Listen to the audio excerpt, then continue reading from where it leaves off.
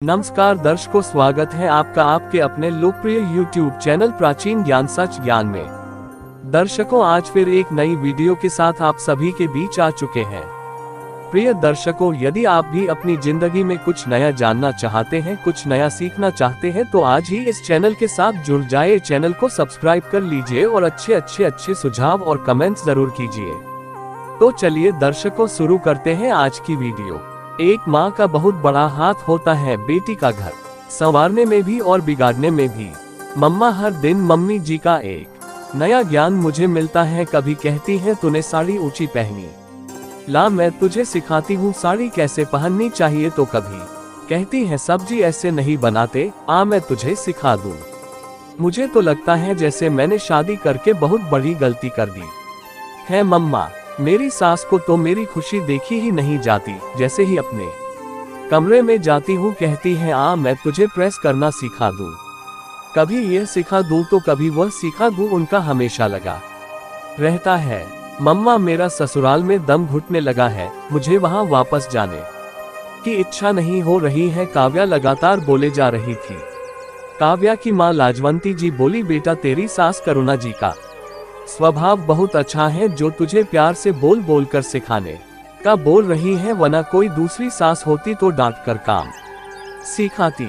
बोली क्या मम्मा आप भी उनकी तरफदारी। लाजवंती जी बोली, बेटा मैंने तुझे मायके में घर के काम सिखाने की बहुत कोशिश की, मगर तू हमेशा कभी पढ़ाई के बहाने तो कभी घूमने के बहाने काम टालती रही।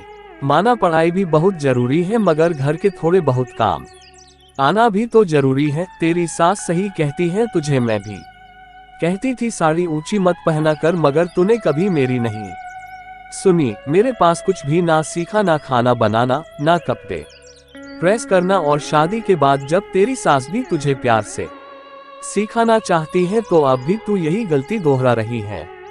बेटा सीखने का कोई अंत नहीं है, इंसान माँ के पेट से कुछ सीखा कर नहीं आता, हर कोई दुनिया में आकर ही सब कुछ सीखता है। तेरी सास अच्छी है बेटा, तभी तुझे प्यार से सिखाना चाहती है, वरना कोई दूसरी सास होती तो बाहर जाकर चार बात करती। कहती माँ के घर से कुछ नहीं सीखा इसने।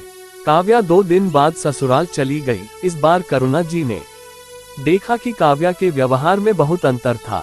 करुणा जी काव्या को जो काम सिखाना चाहती काव्या बिल्कुल ना नहीं कहती और प्यार से सीखती।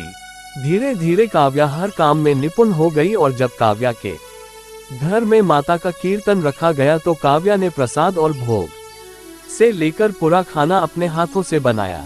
बर्तन खत्म होने के बाद जब लाजवंती जी और ससुराल वाले खाना खाने बैठे, करुणा जी बोली, लाजवंती जी आज काव्या ने ही माँ की भक्ति में सारी तैयारियां की थी और ये स्वादिष्ट खाना भी काव्या ने ही बनाया है। लाजवंती जी ने काव्या को देखा तो काव्या मुस्कुरा दी।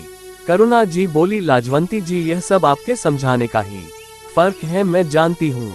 काव्या जब से मायके से लौटी वह अलग काव्या बन चुकी थी और उसने वह सब सीखा जो पहले वह नहीं सीखना चाहती थी। आज सारी भजन मंडली काव्या के बने हाथों के प्रसाद की तारीफ कर रही थी। काव्या में इतना बड़ा परिवर्तन एक माँ की सीख से आया है। सच, एक माँ का बहुत बड़ा हाथ होता है बेटी का घर संवारने में और बिगाड़ने में भी। एक माँ अच्छी सलाह दे तो बेटी का घर संवर जाता है। लाजवंती जी को काव्या पर आज फर्क था, उसने अपने मायके का सर ऊंचा कर दिया था। दोस्तों, सच अगर माँ चाहे तो वह हर बेटी का घर आबाद रख सकती है। कभी कभी बेटियां भी गलत होती हैं, तब उन्हें सही सलाह देकर उनका घर बचाया जा सकता है, मगर उसी की जगह गलत बातों में बेटियों का साथ देने से वे कभी ससुराल में खुश नहीं रह पाती और ना दूसरों को रहने देती हैं। आपकी क्या राय है?